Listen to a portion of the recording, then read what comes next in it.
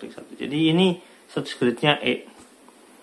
Pengurus ketua Chandra Darmawan, pengurus sekretaris Yudi Suwardi, pengurus bendahara Heri Purnomo, pengawas ketua Imam Prakoso.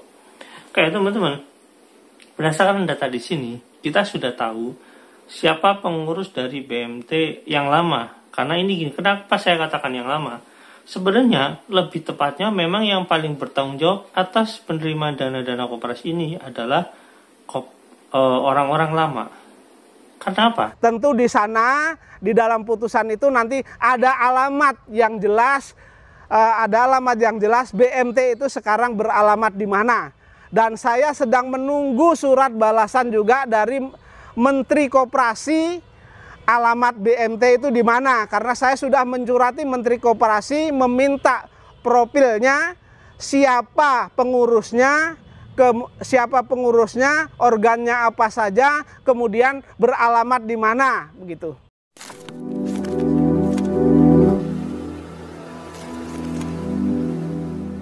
Assalamualaikum warahmatullahi wabarakatuh. Welcome back to my channel Tech Today. Oke teman-teman, ini lanjut lagi ke kasus ya tentang BMT Darussalam Madani.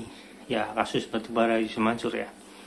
Nah, seperti timeline judul yang saya kasih kemarin itu, apakah BMT Darussalam ini kabur atau menghilangkan jejak atau menjual aset bla bla bla itu demi kepentingan Yusuf Mansur atau kepentingan mereka sendiri. Oke teman-teman, karena ini berkaitan dengan jamaah, tentu saja berkaitan dengan lingkungan sekitar dan yang masjid itu sendiri. Nah, sebelumnya saya sudah ngebahas tentang bagaimana keanehan alamat yang PIN yang baru muncul ya tentang BMT. Karena itu saya nggak tahu itu yang yang menyimpan kontak itu siapa. Yang pasti di website itu ya tertulis Darussalam Madani. Oke teman-teman. Nah, akan lebih baiknya kita lihat dulu videonya tentang lanjut persidangan batubara ini ya di Pengadilan Bogor ya teman-teman. Kita lihat dulu videonya, check it out. Biar masyarakat juga tahu, masyarakat jelas, kemudian pendengarnya jelas bahwa hari ini saya selaku kuasa hukum dari Bu Siti Rohmah ya. Bu Ilis Siti Rohmah, ini klien saya yang setia hadir dalam persidangan. Hari ini saya menghadiri persidangan Bu Ilis Siti Rohmah ya sebagai penggugat melawan BMT Darussalam Madani Kota Wisata Cibubur, Yusuf Mansur dan kawan-kawan begitu. Hari ini dalam persidangan yang hadir saya selaku kuasa penggugat, kemudian tergugatnya kuasa hukum Yusuf Mansur datang, kemudian kuasa hukum tergugat 4 juga datang begitu. Jadi kemudian yang tidak datang adalah BMT Darussalam Madani Kota Wisata Cibubur tidak datang, walaupun menurut majelis hakim panggilannya telah sampai ke tangan BMT Darussalam Madani. Kemudian yang tidak datang lagi adalah Adiansah, Direktur Utama PT Adi Partner Perkasa. Itu tidak datang, keterangan dari majelis hakim sesuai dengan relas, katanya sudah pindah tempat. Kemudian PT Adi Partner Perkasa juga tidak datang, ya itu tergugat 5. Keterangan daripada relas yang disampaikan panggilan itu menyatakan juga sudah tidak beralamat di sana dan sudah pindah. Kemudian turut tergugat Pondok Pesantren Darul Quran, Yayasan Pondok Pesantren Tahfiz Al-Quran Darul Quran, asuhannya Yusuf Mansur juga tidak datang. Walaupun sesuai dengan panggilan sudah sampai dan diterima dengan sah begitu, Mas. Sehingga dengan ketidakhadiran itu tadi saya mengambil sikap untuk Adiansah, kemudian PT Adi Partner Perkasa, saya akan melakukan perubahan alamat karena memang sudah tidak diketahui keberadaannya baik di dalam maupun di luar negeri. Sehingga 2 minggu kemudian saya akan mengajukan revisi tentang alamat kedua tergugat tersebut. Kemudian saya akan menunjukkan kepada majelis hakim nanti alamat BMT itu di mana saya akan tunjukkan, karena hari ini saya mendapat relas pemberitahuan atau surat dari Pengadilan Negeri Jakarta Selatan berkaitan dengan putusan banding atas perkara saya nomor 28 itu. Tentu di sana di dalam putusan itu nanti ada alamat yang jelas, BMT itu sekarang beralamat di mana. Dan saya sedang menunggu surat balasan juga dari Menteri Koperasi alamat BMT itu di mana. Karena saya sudah mencurati Menteri Koperasi meminta profilnya, siapa pengurusnya, organnya apa saja, kemudian beralamat di mana, begitu. Oke, itu teman-teman di videonya ya. Nah, berdasarkan video yang Pak Jenny katakan tadi, bahwasanya dia itu sedang mengirimi surat untuk meminta tentang profil ke Kementerian Koperasi itu mengenai koperasi BMT Darussalam Madani. Nah, sebenarnya data itu bisa kita dapatkan ya. Nah, tapi saya nggak perlu menjelaskan itu ya, biarin usaha Pak Jenny dalam mencari itu. Dan di sini saya akan menjelaskan tentang koperasi BMT Darussalam Madani. Nah, teman-teman, di sini ada data koperasi. Koperasi ini jenisnya koperasi jasa keuangan syariah Baitul Mal Wat Tamwil Darussalam Madani. Nah, jadi singkatannya BMT Madani. Kayak berdasarkan Kementerian Koperasi ya, BMT ini BMT syariah dan dengan BMT dengan konvensional itu cuma bedanya ya sebenarnya di akadnya aja sebenarnya. Oke, tapi kita nggak bahas itu. Di sini ada data teman-teman. Alamat. Di sini ada sebelum saya sebut alamat ya, di sini nomor pelapor terbaru belum ada, tanggal RAT terakhir belum ada, jadi belum ada rapat ya. Terakhir, alamat Jalan Boulevard Utama nomor 1 Kota Wisata Cibubur. Nah, di sini nomor 1 ya teman-teman. Saya nggak tahu buatnya dulu itu di nomor 1 bareng-bareng atau bagaimana, saya nggak ngerti ini. Kelurahan Desa Ciangsana, Gunung Putri, Kabupaten Bogor, Jawa Barat ya. Bentuk koperasi ini teman-teman, bentuk koperasi primer kabupaten kota.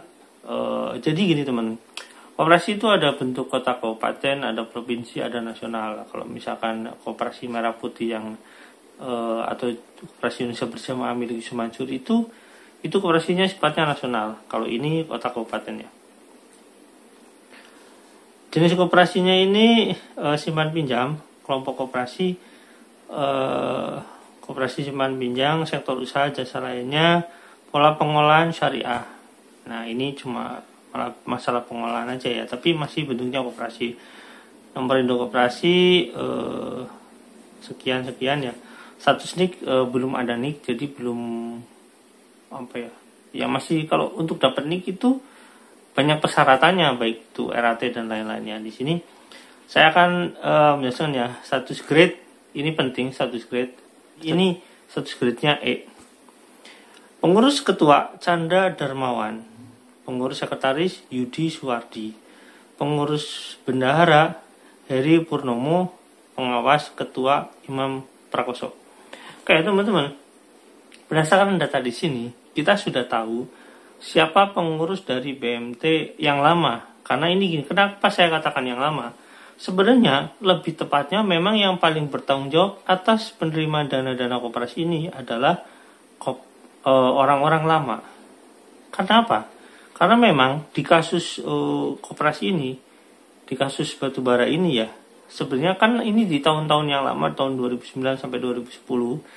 Berarti ini statusnya di koperasi yang lama. Karena koperasi ini sendiri ini terbentuk di tahun 2007. Jadi kalau misalkan masa periodenya 5 tahun, berarti ketuanya di sini, ketuanya adalah Pak Darmawan tadi ya, Chandra Darmawan ini berarti orang yang bertanggung jawab atas penerimaan dana tersebut.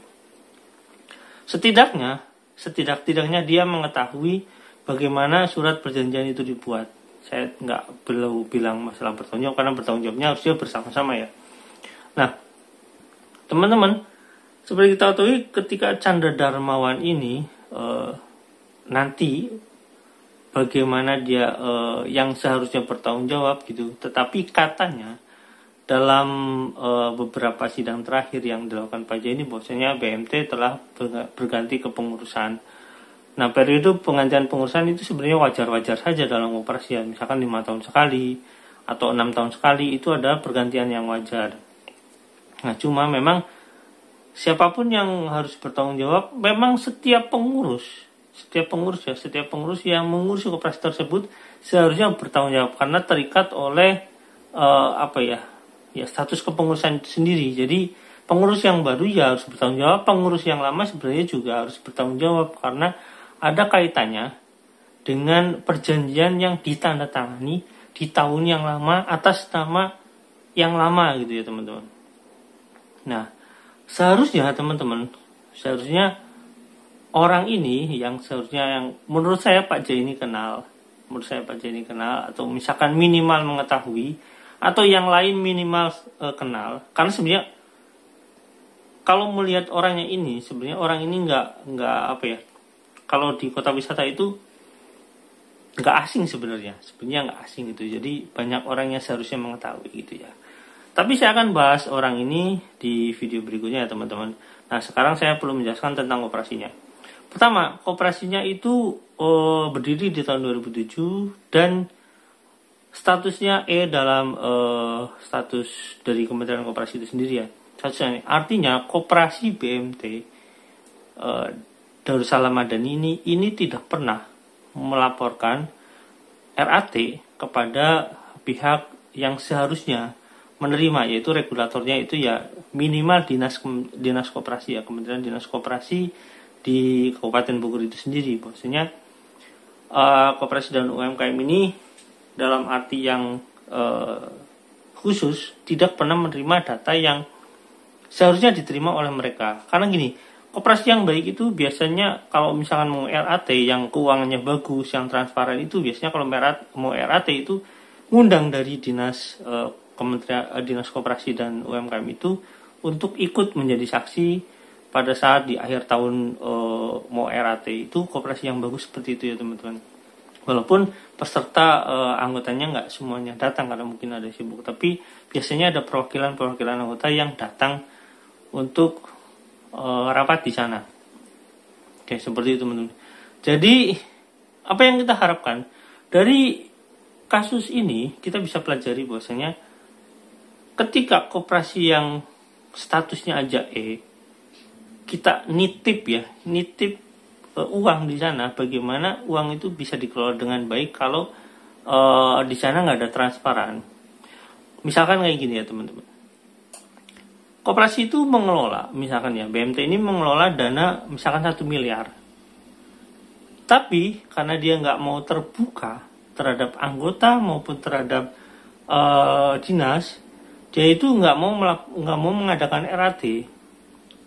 Padahal RAT adalah kewajiban setiap koperasi yang harus dilakukan 1 tahun sekali, dan laporan tersebut diberikan atau diserahkan kepada dinas koperasi sebagai regulator. Jika tidak, maka koperasi itu dianggap tidak mematuhi aturan, dan koperasi itu nantinya itu akan ditertibkan gitulah, akan dilakukan penindakan. Walaupun pelaksananya ya mohon maaf ya, menurut saya ini para dinas ini banyak yang kurang bekerja dengan baik lah. Artinya terutama dalam penindakan itu mereka kayak ya sudah mau diapain kayak gitu biasanya. Sehingga koperasi-koperasi nakal kayak gini ini dengan leluasannya kumpulkan dana investasi dari masyarakat seenak jidat dia tanpa melalui transparansi keuangan atau laporan keuangan yang baik dan benar. Dan bebas-bebas saja seperti itu. Ketika ada masalah, ya orang-orang ini bingung mau kemana. Itu ciri-ciri koperasi yang memang ya tidak bertanggung jawab, seperti koperasi BMT Darussalam Madani, sehingga bisa dikatakan ketika koperasi ini nggak patuh terhadap hukum, ya kemungkinan besar ya tidak akan ada transparan terhadap anggotanya, ya. Apalagi kalau uangnya besar seperti ini, mereka ya gitulah. Nah, tapi yang paling aneh, pengurusnya ini katakanlah dia itu memframing dirinya itu sebagai ustadz gitu, sebagai ulama, sebagai orang baik gitu. Framingnya seperti itu. Orang ulama baik, orang baik seperti itu, tapi pelaksanaannya dalam tata kelola keuangan yang seharusnya transparan ini ternyata merugikan masyarakat. Jadi hati-hati teman-teman. Nah, siapakah orang-orang yang saya maksud ini selain ya Ismacur sana ya. Nah nanti, karena ini kaitannya dengan BMT, saya akan bongkar di video berikutnya ya teman-teman. Nanti saya akan perlihatkan datanya, sehingga teman-teman, oh ternyata yang kayak gitu banyak gitu ya. Sampai di sini jangan lupa like, share, dan komen, jangan lupa juga share. Wassalamualaikum warahmatullahi wabarakatuh. Bye.